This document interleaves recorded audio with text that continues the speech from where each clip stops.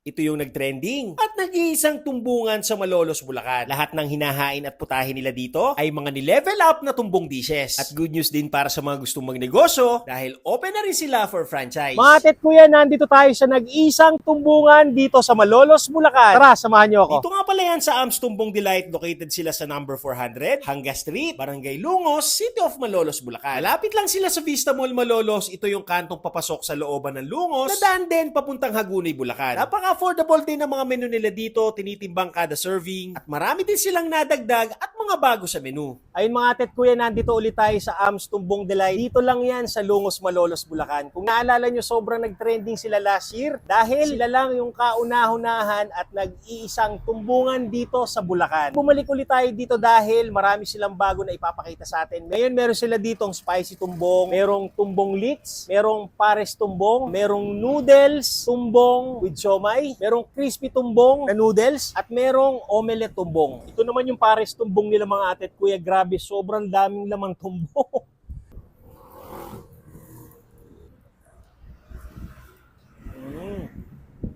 Kung mahilig kayo sa pares, na medyo malapot-lapot at lasang-lasa yung star anise, ito na yon. Puro tumbong yung nakalagay sa kanya. Manamis-namis yung lasa, sakto lang yung alat niya. May malalasahan kayong star anise, medyo malapot, sarap yung kanin. Ito naman mga atit kuya, yung tumbong crispy noodles nila. Tingnan nyo, oh.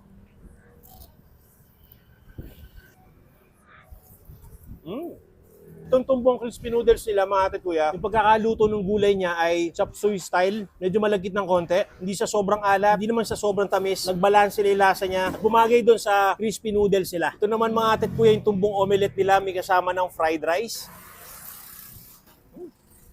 Ito naman yung spicy tumbong nila mga atit kuya. Game, tingnan natin. Spicy nga. Ito naman yung tumbong leeks nila mga atit kuya, meron to ang kapartner na suka. Game.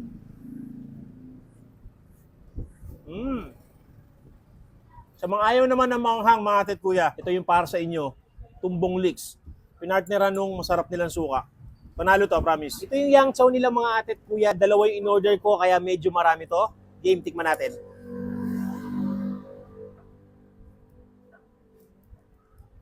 Sarap. Kahit malamig na, sarap pa rin. Grabe. Grabe yung pagka-smoky ng lasa nitong yang chow nila. Ang sarap, promise. Medyo marami itong in-order ko. Dalawang order to kaya ganito siya karami. Pero ang sarap nito, promise. 49 pesos lang per order. Ito ay 98 pesos. Sarap. Try nyo to. At syempre, para pangontra sa mga kinain natin, nagtitinda rin sila ng pineapple juice dito rin mismo sa harap ng store nila. Nakapromo nga pala sila for franchising. For inquiries, mag-message lang kayo sa Facebook page nila. At para naman sa mga gustong pumunta rito, madali lang silang hanapin. I-search nyo lang sa Google Maps or Waze app. I-type nyo lang AMS Tumbong Delight. O paano mga tit kuya? Kain tayo.